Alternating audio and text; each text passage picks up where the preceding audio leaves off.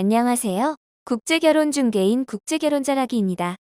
오늘은 다른 주제로 글을 써볼까 했는데 어제 오며 가며 본 성혼 사진에 대해서 먼저 말씀을 드려보려고 합니다. 인터넷을 다녀보면 홍보용으로 올려진 성혼 사진과 후기들이 있습니다.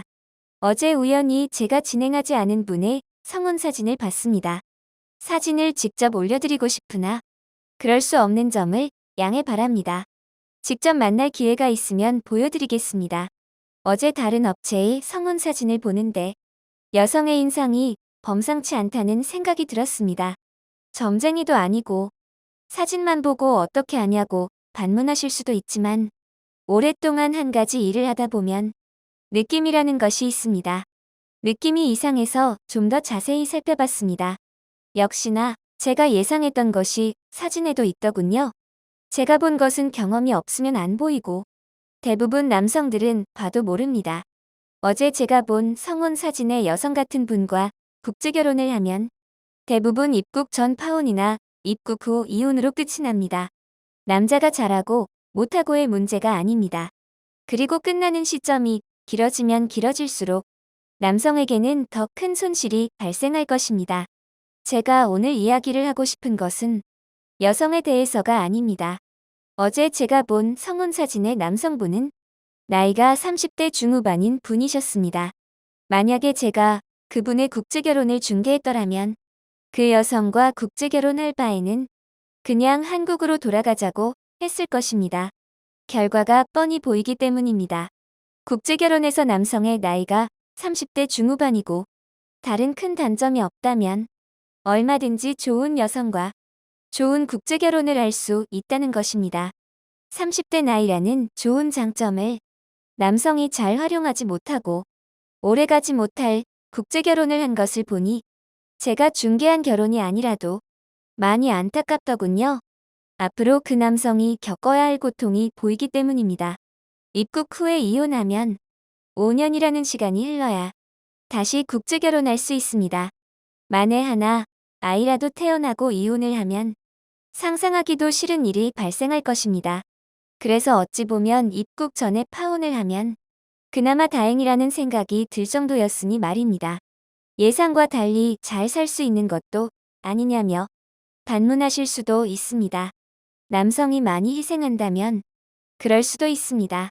제가 국제결혼을 중개할 때 소개하기를 피하는 여성들이 있다는 것을 저와 진행한 분들은 아실 것입니다. 피하는 것에는 다 이유가 있는데 위 성혼 사진의 여성은 1순위에 해당합니다. 어제 본 성혼 사진의 남성분이 그 여성과 국제결혼한 이유는 아마도 한 가지 때문일 것입니다. 맞선을 볼 때 그 여성의 웃음이 예뻐 보였을 것입니다. 여성의 성격이야 소개하는 쪽에서 착하다고 했을 것이니까요. 여성들을 만나보면 첫 인상은 별로였는데 보면 볼수록 정이 가는 여성이 있고 첫인상은 괜찮았는데 보면 볼수록 정이 안 가는 여성이 있습니다. 어제 성혼 사진의 여성은 두 번째에 속하는 여성입니다.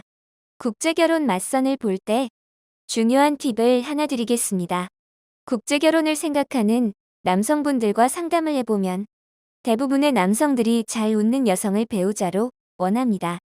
그리고 실제 맞선이나 화상통화에서 잘 웃는 여성을 배우자로 선택하려고 합니다. 잘 웃는 여성을 배우자로 만나야 하는 것은 당연한 일입니다.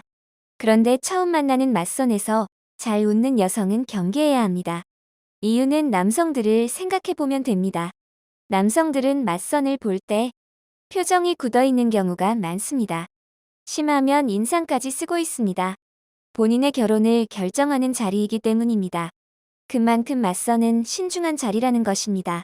이는 여성도 마찬가지입니다. 그런 자리에서 잘 웃는 여성은 어떤 여성일까요? 어떤 분은 여성이 처음 보는 맞선 자리에서 잘 웃는 것은 남성이 마음에 들어서라고 이해를 하시더군요. 남자나 여자나 상대가 마음에 들면 들수록 생글생글 잘 웃는 것이 아니라 더 조심하고 주의합니다. 이 남성분은 중개인의 도움도 전혀 받지 못했습니다. 만약에 남성이 중개인의 도움을 받으려 했고 국제결혼 중개인이 적절한 행동을 했다면 위 여성과 국제결혼이 이루어지지 않았을 것이기 때문입니다. 국제결혼 잘하셔야 합니다. 오늘 이야기의 주인공은 이번 국제결혼이 실패로 끝이 나고 최악의 상황을 맞이한다면 이번 국제결혼으로 몇천만 원의 금전적 손실이 발생하고 정신적 피도 클 것이며 다시 국제결혼하려면 5년이 지나야 할 것이고 혼인관계 증명서에는 이혼도 추가될 것입니다. 더 큰 문제는 나이가 더 들고 이혼이 추가되면 지금 만날 수 있는 좋은 여성과의 국제결혼도 멀어진다는 것입니다. 중개인 잘 선택하시고 국제결혼 진행 중에는 적극적으로 협력하면서 진행하세요. 최종 판단은 중개인의 의견을 다 들어보고 도움을 받고 하셔도 늦지 않다는 것입니다. 중개인을 잘 선택해서 진행하면 최소한 최악의 국제결혼은 피할 수 있는 것입니다. 이 글은 30대 신랑분의 이야기지만 40대, 50대 인분들도 마찬가지입니다. 국제결혼은 한 번에 잘하셔야 합니다. 국제결혼에 관한 궁금하신 점은 010-9338-9111 2번으로 문의를 주시기 바랍니다. 감사합니다.